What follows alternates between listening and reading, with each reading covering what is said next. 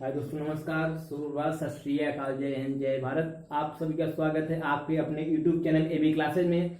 जैसा कि हम आपको शिक्षा मनोविज्ञान पढ़ा रहे हैं, तो शिक्षा मनोविज्ञान व मनोविज्ञान व विकास से संबंधित जितने महत्वपूर्ण प्रश्न हैं, मैं उन सभी का यहाँ पर हल करवा रहा हूँ। और जो किस परीक्षा में मतलब किस समय पूछा गया है, उस प्रश्न को मैं लाया हूं और उससे संबंधित जो प्रश्न बनने वाले हैं वह सभी प्रश्न हैं। यह आपका महत्वपूर्ण प्रश्नों की श्रृंखला 2 चल रही थी, कल 1 हो गया था, आज 2 है, जिसमें पहला प्रश्न है फ्रायड के अनुसार हमारे मूल्यों का आंतरिकरण है या कैसे होता है।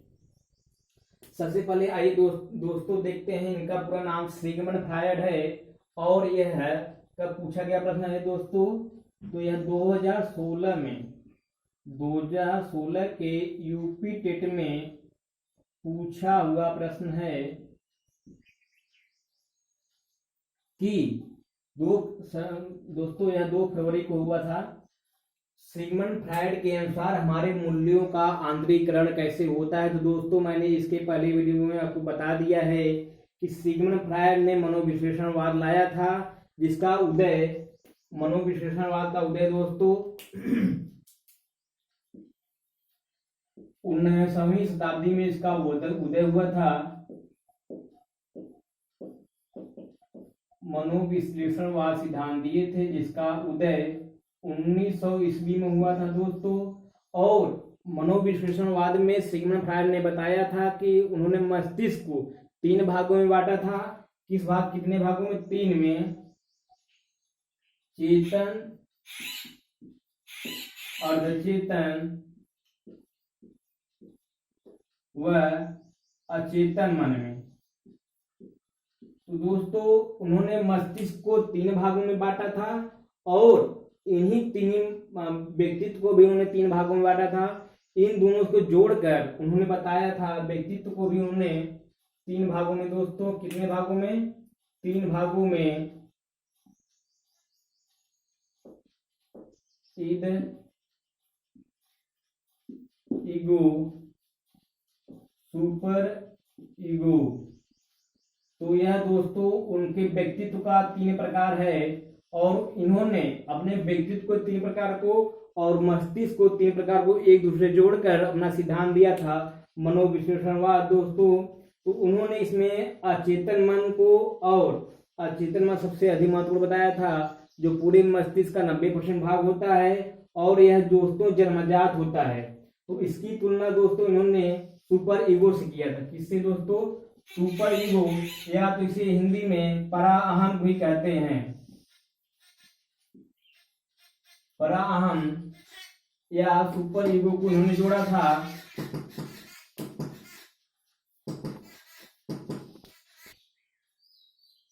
तो दोस्तों उन्होंने परा अहम को अचेतन मन से जोड़ा था तथा उन्होंने बताया था ये दोनों जन्मजात होते हैं और ईद ईगो और चेतन अर्धचेतन ये दोनों समाज से अर्जित किए जाते हैं दोस्तों। तो उन्होंने बताया था कि अचेतन मन में जितने भी विचार हमारे उत्पन्न होते हैं, चाहे वो सही विचार हो चाहे गलत विचार हो, परा अहम उसको रोकता है और नैतिक विचार को हमारे सामने लाता है। क्या? यह नैतिक विचारों का परा अहम को नैतिक विचारों वाला अहम कहते हैं।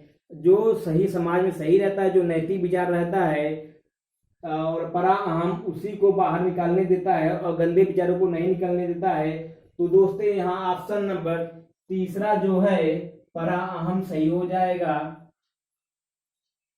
हमारे मूल्यों का आंतरिकरण का अर्थ है दोस्तों कि हम अगर कहीं हैं तो हमारा व्यक्तित्व किस प्रकार से अच्छा होगा, यह कौन बताएगा? यह आपका परा अहम बताएगा। तो दोस्तों पहले प्रश्न में ऑप्शन नंबर 3 सही हो जाएगा। आइए देखते हैं दोस्तों प्रश्न नंबर 2। अमेरिकन साइकोलॉजिकल एसोसिएशन की पहली महिला अध्यक्ष कौन थी? तो दोस्तों सबसे पहली बार इसको एपीए कहा जाता है। अमेरिकन साइकोलॉजी को एपीए, अमेरिकन साइकोलॉजी एसोसिएशन, ये परीक्षा में भी पूछा गया प्रश्न है दोस्तों। इसका फुल फॉर्म पूछ लिया था और जो इसकी पहली महिला अध्यक्ष थी दोस्तों, तो वह मैरी वाइडन काल्किनस बनी थी। कौन दोस्तों? मैरी व्हाइटन कार्डिनस बनी थी और यह ऐसी महिला थी जिन्होंने पीएचडी की डिग्री प्राप्त करने के लिए सभी आवश्यक अर्हताएं पूरी की थी, लेकिन महिला होने की वजह से इनको पीएचडी की डिग्री प्राप्त नहीं हो पाई। उसके बावजूद इन्होंने 1901 ईस्वी में, कब दोस्तों, 1901 ईस्वी में इनकी एक पुस्तक आई थी, एन इंट्रोडक्शन ऑफ साइकोलॉजी।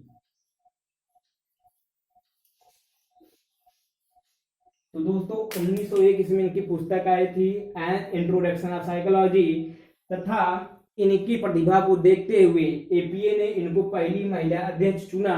कब दोस्तों? 1905 ईस्वी में, 1905 ईस्वी में इनको चुना था। और दोस्तों ये तो थी अमेरिकन एसोसिएशन साइकोलॉजी, एक है भारतीय एसोसिएशन साइकोलॉजी, जिसकी स्थापना कब हुई थी दोस्तों?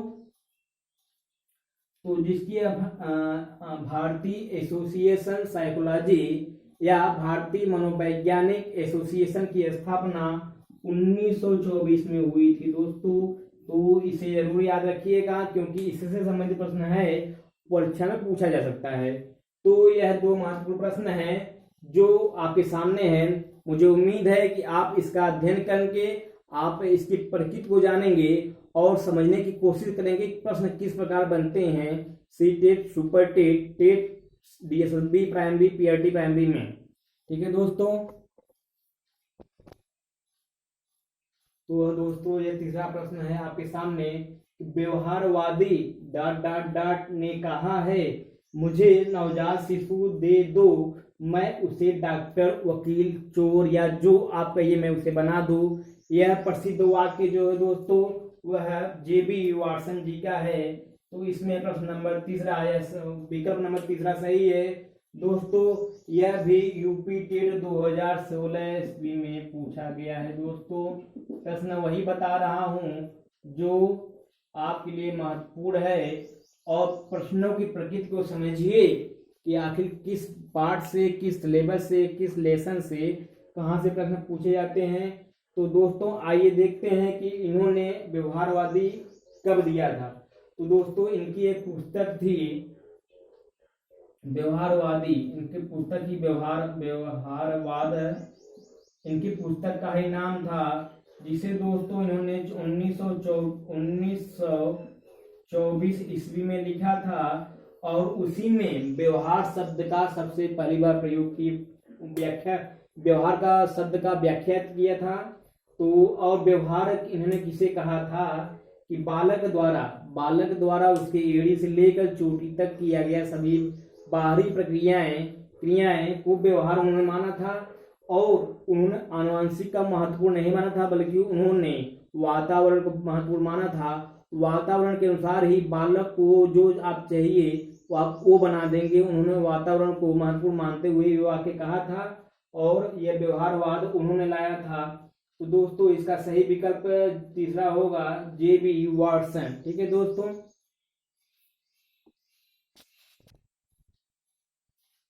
तो दोस्तों आपके सामने यह प्रश्न नंबर चौथा, जो कि मनोविज्ञान का शिक्षा के क्षेत्र में सबसे बड़ा योगदान है। दोस्तों यह मनोविज्ञान के शुरुआत में पढ़ाया गया था कि मनोविज्ञान का मुख्य रूप से इस प्रश्न का पूछने का उद्देश्य है कि मनोविज्ञान का उद्देश्य क्या है या क्या महत्वपूर्ण है। तो शिक्षा के क्षेत्र में दोस्तों कहाँ पूछा है, शिक्षा के क्षेत्र में क्या योगदान है। तो दोस्तों आप सबको पता है कि जब वैदिक काल में शिक्षा दी जाती थी तो उस समय शिक्षा शिक्षक केंद्रित रहती थी, अर्थात जो भी निर्णय लेता था शिक्षक अपने अनुसार लेता था, उसमें बालक का कोई रोल नहीं रहता था, तथा शिक्षक मुख्य होता था, बालक गौण होता था। लेकिन जब से दोस्तों मनोविज्ञान आया है तब से यह बालक केंद्रित शिक्षा हो गई है और इसमें बालक का विकास होता है तथा बालक सृजनशील होता है, बालक अधिक से अधिक सीखता है, क्योंकि दोस्तों बालक के अवस्था के अनुसार, उसके रुचियों के अनुसार वातावरण का निर्माण किया जाता है, पाठ्यक्रम का निर्माण किया जाता है, कक्ष का निर्माण किया जाता है और शिक्षक बालक के अनुसार शिक्षा देता है। तो दोस्तों ये मनोविज्ञान का शिक्षा के क्षेत्र में सबसे बड़ा योगदान यह बाल केंद्रित शिक्षा लेकर आया है, अर्थात जिसमें वह शिक्षा जिसमें बालक को ध्यान रखते हुए पाठ्यक्रम का निर्माण किया जाए, उसके रुचियों के अंदर शिक्षा दी जाए। और दोस्तों तो इसका विकल्प नंबर 4 सही हो जाएगा। दोस्तों यह भी परीक्षा में 2016 के यूपी टेट परीक्षा में पूछा हुआ प्रश्न है दोस्तों। यह आपके लिए बहुत ही महत्वपूर्ण प्रश्नों की श्रृंखला है, मॉक टेस्ट कह सकते हैं दोस्तों, जिसके अनुसार आप अपने आप को देख सकते हैं कि आप कितने प्रश्न कर ले रहे हैं, कितने नहीं आ रहे हैं। तो मनोविज्ञान का शिक्षा के क्षेत्र में सबसे बड़ा योगदान बाल केंद्रित शिक्षा लेकर आया था दोस्तों। तो यह आपके लिए प्रश्न नंबर 4। आइए देखते हैं दोस्तों इसके आगे। मुझे उम्मीद है कि आप लोग को मेरा पढ़ाया हुआ पसंद आ रहा होगा। तो यह दोस्तों आपके सामने 5वां प्रश्न है, निम्नलिखित जोड़े में से कौन सा आज का सबसे पुराना मनोवैज्ञानिक दृष्टिकोण दर्शाता है। मतलब दोस्तों यह पूछा गया है कि जो सबसे शुरुआत में मनोविज्ञान का जब उदय हुआ तो सबसे पुराना मनोवैज्ञानिक दृष्टिकोण दर्शाता है। मनोविज्ञान के क्षेत्र में सबसे पहले इन चारों विकल्पों में से सबसे पहले कौन सा आया था। तो दोस्तों आपको मैंने पढ़ाया हुआ है कि सबसे पहले उसमें आया था संरचनावाद, प्रकार्यवाद, उसके बाद व्यवहारवाद आया था और मनोविश्लेषणवाद। दोस्तों इसका विकल्प नंबर 2 सही हो जाएगा। और इन्हीं सभी जो यह वाद दिया गया है संप्रदायवाद, विभिन्न संप्रदायवाद में सबसे पुराना इसमें से व्यवहार और मनोविश्लेषणवाद आया था। तो दोस्तों जो व्यवहारवाद लेकर आए थे यह जे.बी. वाटसन द्वारा आया था। इसके बाद दोस्तों जे.बी. वाटसन जी लेकर आए थे। और यह 2 मनोविश्लेषणवाद है दोस्तों, इसे सिगमंड फ्रायड जी लेकर आए थे।